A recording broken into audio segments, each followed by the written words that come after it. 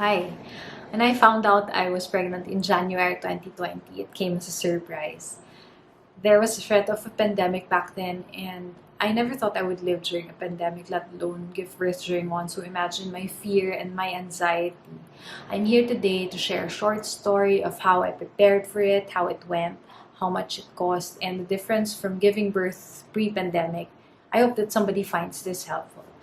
As a brief background, based on my history and my condition, my gynecologist advised me that I would undergo a scheduled C-section on my 39th week. The medical city in Ortigas only allows scheduled C-sections to be done 39 weeks onwards, unless you have a special case, of course. In preparation, I had swab test done 10 days before my procedure, the RT-PCR.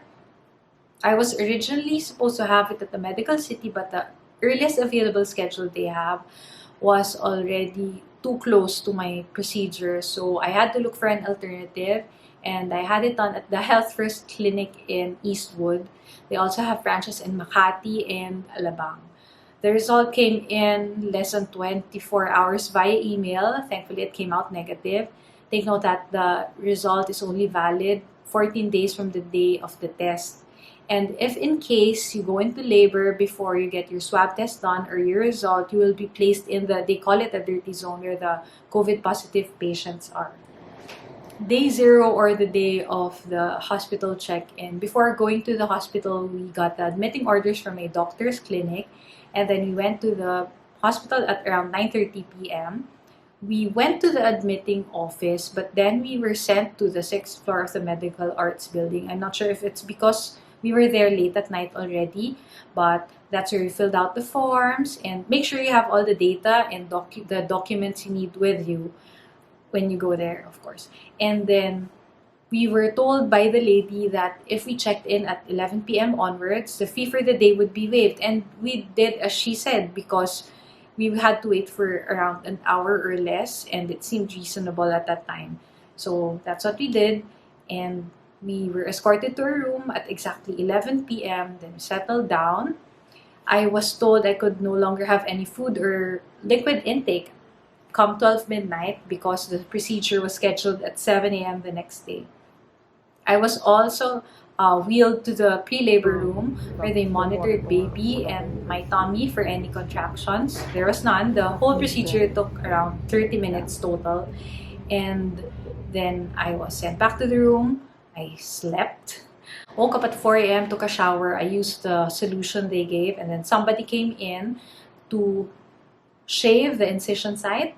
And then a nurse came in who tried to insert the IV cannula to my vein, but she failed twice. I screamed, I cried. It hurt so much. I felt like my hand was being electrocuted and she was piercing my bone. That's how bad it felt. And then a few minutes later, a med tech came in. This time it didn't hurt, but it still wasn't successful. And then she told me that the only chance I had left was with the anesthesiologist, and there was only one vein available because the rest had burst already. Anyway, at 6 a.m., I was wheeled to the delivery room. The anesthesiologist was there, the resident anesthesiologist, a very beautiful lady. And then she asked the nursing assistant to cover me with a warming blanket. Apparently, when there's cold temperature and you're dehydrated, your veins shrink. So that's what was happening to me. And then after a few minutes, she checked my veins, and then she said it looked fine and ready for the IV cannula insertion. She did it so successfully. I didn't feel any pain at all. So thank you again, Doctora. And while waiting for the procedure to start, I was staring at the ceiling, looking at all the contraptions they had there.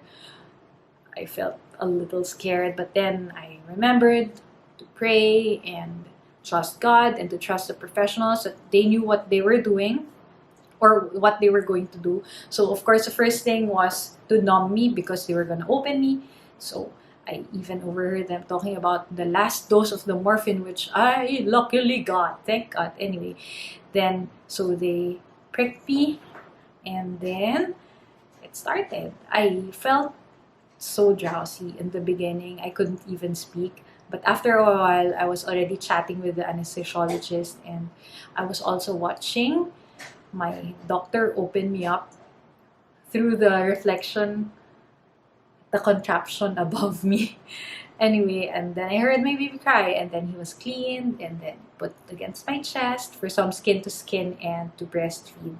Then they stitched me up and sent me to the to the recovery room, where I stayed until I could lift my legs, because apparently once you could lift your legs, it's a sign that the anesthesia had already worn out and you're ready to go.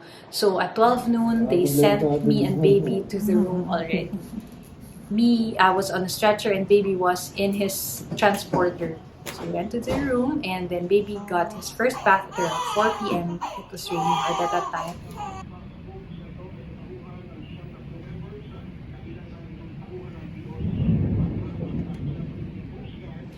And that's basically it for the day.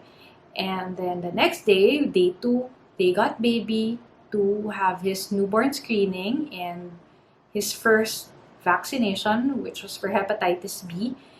And then he got back, and then my doctor came and checked my wound and changed my wound dressing and gave the discharge orders already. And the following day, all we had to do was wait for the pediatrician to give the discharge orders at around 11:30. I think that's when he gave it.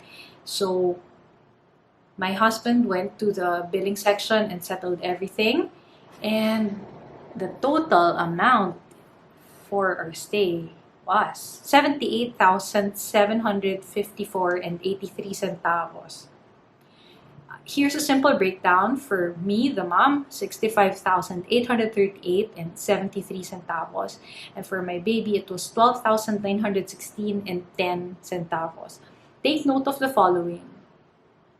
A 21,950 pesos PhilHealth discount is already factored in. But the total amount does not include the professional fees for both my gynecologist and anesthesiologist. This is also based on a regular, if you would call it, C-section. Thankfully, my baby and I didn't need any special treatments. So, for those like myself who was experienced giving birth pre-pandemic, the following differences must be noted and prepared for. Number one is the swab test.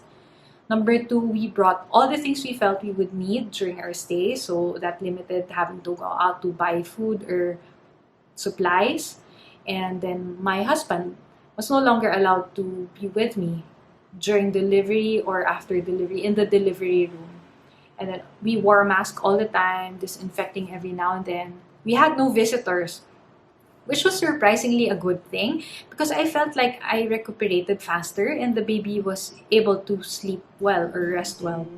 So I hope that this was in some way informative and help at least one person out there, a pregnant lady feeling anxious or uncertain about how she would be giving birth at the time of pandemic, or a husband worried about his wife, etc.